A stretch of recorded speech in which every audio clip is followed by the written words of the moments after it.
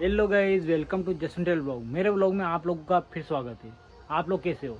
उम्मीद करता हूँ आप लोग स्वस्थ होंगे, मस्त होंगे, मुझे पूरा भरोसा है।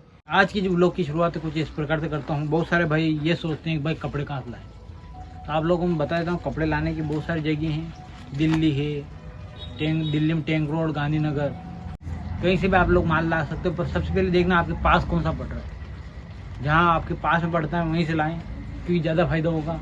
क्योंकि बाहर से माल आता है, दूर से माल आता है, उसमें भाड़ा भी ज़्यादा लगता है और टैक्स वगैरह भी लगता है। उसके बाद भाड़ा ज़्यादा लगता है आने का। क्या कुरियर द्वारा आएगा माल तो भाई बहुत ज़्यादा भाड़ा लगता है, उससे आप लोग माइनस में चले जाओगे। अगर आपके कोई पास में सिटी पड़ती है 600-500 किलोमीटर, तो आप लोग वहाँ से जाके ला सकते हो। और दूसरी चीज़ भाइयों के दिमाग में आएगा भाई ऑनलाइन मंगवाए, तो भाई ऑनलाइन भी कोई चीज़ आती है भाई, पर उसमें थोड़ा बहुत 19-20 हो जाता है। खुद मेरे साथ बीती हुई बात है जो मैं आप लोग बता रहा हूँ।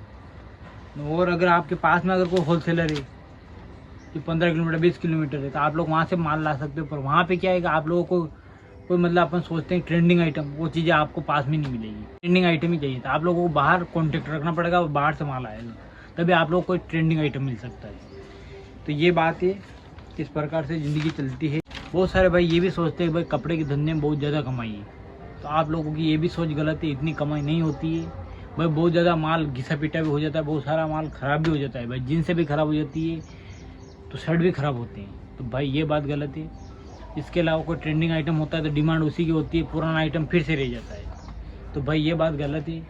ज़्यादा कमाई नहीं होती, ज़्यादा मार्जिन नहीं है। अगर आप लोग सोचते हो कि ज़्यादा मार्जिन होए और मैं कमाई कर रहा हूँ, तो भाई कपड़े के बिजनेस में मत आना। ज़्यादा मार्जिन नहीं है भाई, रोजी रोटी है, बस इंसान कमा के खा सकता है। इससे ज़्यादा उम्मीद नहीं कर सकते अपन कि भाई कपड़े के बिजनेस में ज़्यादा कमाए। अगर आपको ज़्यादा कमाई करनी है तो भाई मेडिकल लाइन में जाओ।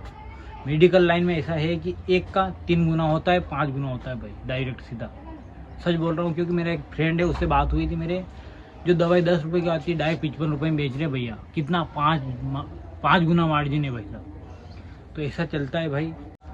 अगर ज़्यादा कमाई करना है भाई, कोई ऐसा बिजनेस देखना जिसमें आपको 2-5 गुना मिलता हो। इसमें केवल 20% की कमाई है, ज़्यादा नहीं है। और 20% में भी लोग कम करवाने की कोशिश करते हैं भाई। कोई भाई 2% ही दे जाता है, ऐसा भी होता है। क्योंकि अगर आप लोग सोचते हो कि मैं ज़्यादा कमा लूँगा या कपड़े की धंधे में ज़्यादा कमाई है, तो ये आपकी सोच गलत है। ये आपका वहम निकाल देना सबसे बड़ी बात। अगर आप लोग ये सोच कर कपड़े के धंधे में आ रहे हो ज़्यादा कमाई है, तो भाई कोई मतलब वाली बात नहीं है।